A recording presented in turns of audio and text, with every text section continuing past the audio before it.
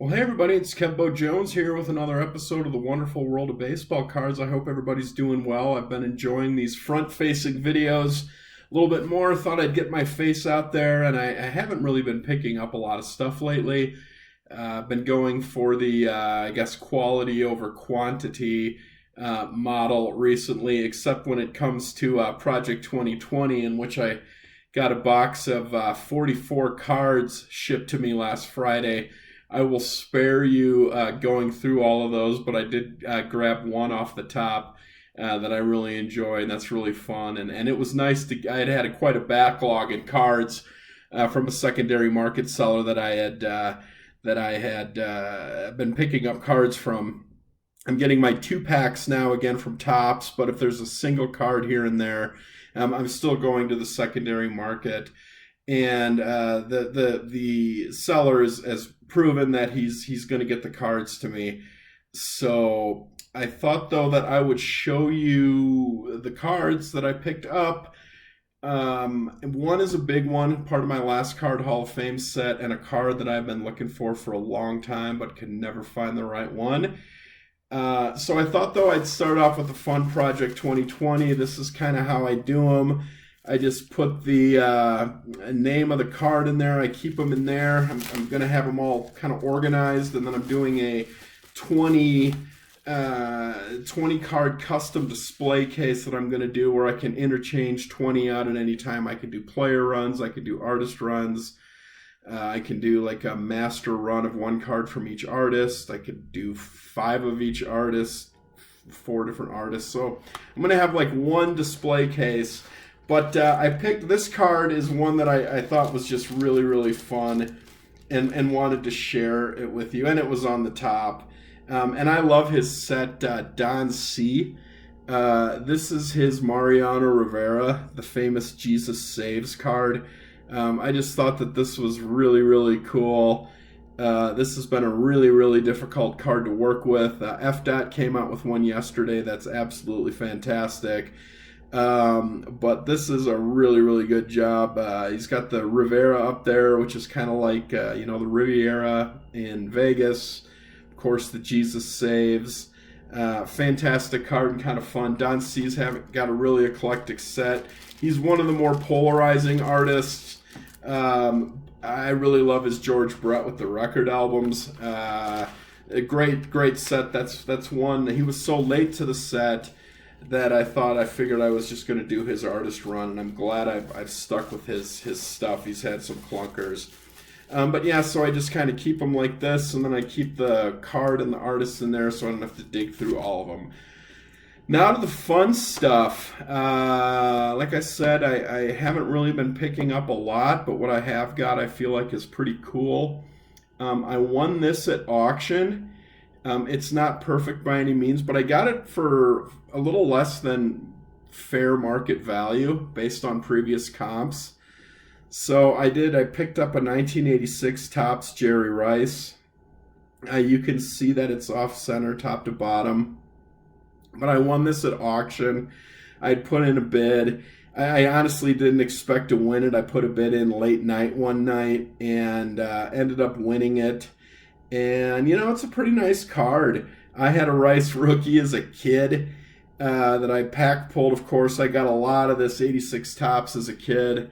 And I tacked mine to the bulletin board in my bedroom along with the fridge and Elway and Walter Payton and Dan Marino and, all those guys that were popular from this set. But I did get this Jerry Rice. I really, really like it. And this is just a card for me, for my collection. And like I said, it's a little off-centered, but it's still a really nice Rice rookie. This was a gift. I told my brother I'd buy it from him because he had an extra.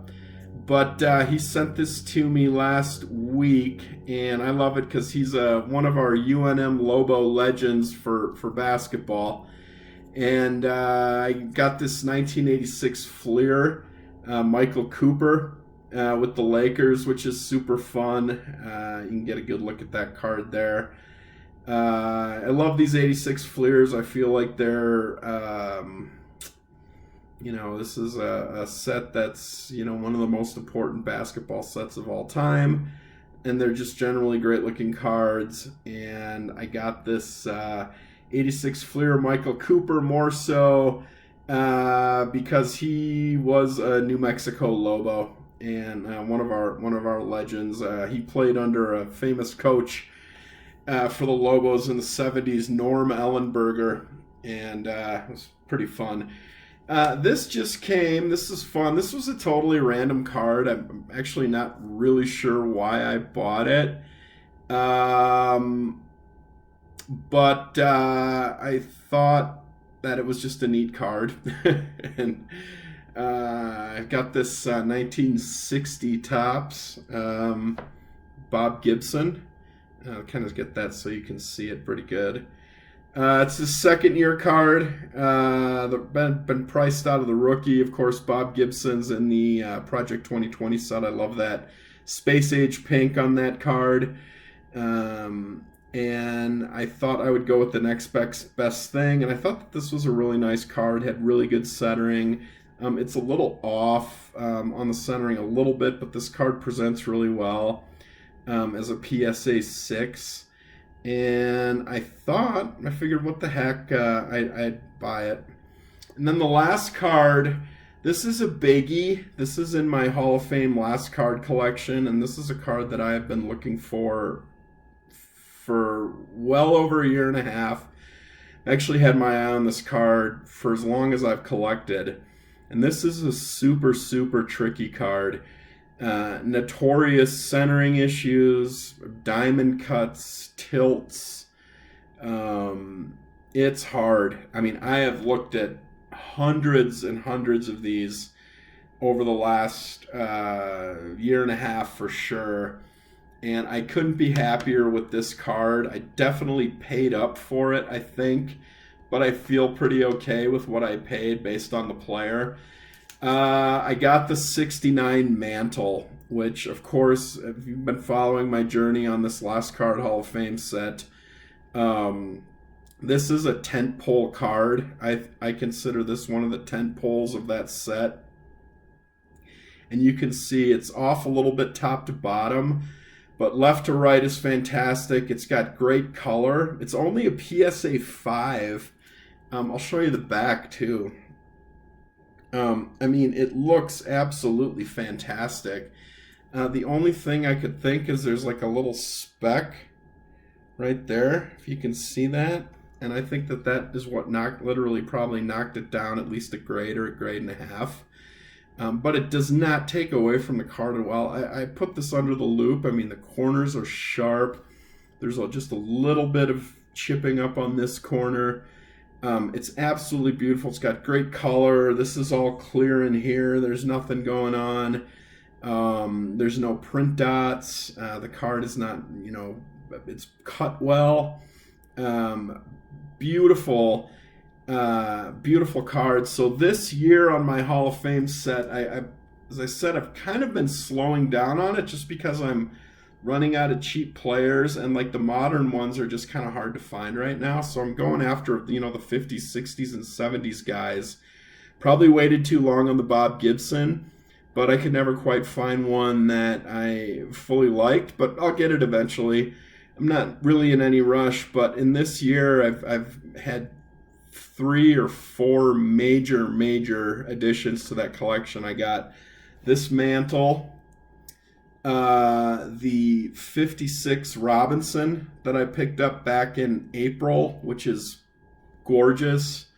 The 66 Koufax, and I think I got the 76 Aaron this year. So it's been a lot of pretty good progress on that set. So that's about it, though. This is Kevbo Jones. Keep collecting, stay patient. The cards aren't going anywhere. Nothing's going anywhere. Once in a while, though, you feel like you got to pull the trigger on something. Like, I definitely paid more for that Robinson when I bought that in the spring, but it's a 5.5. It's beautifully centered. And there's a video on that earlier and on my channel if you want to go back and find that one. But just be patient, and the card you're looking for will come to you. All right, I'll see you soon. Later.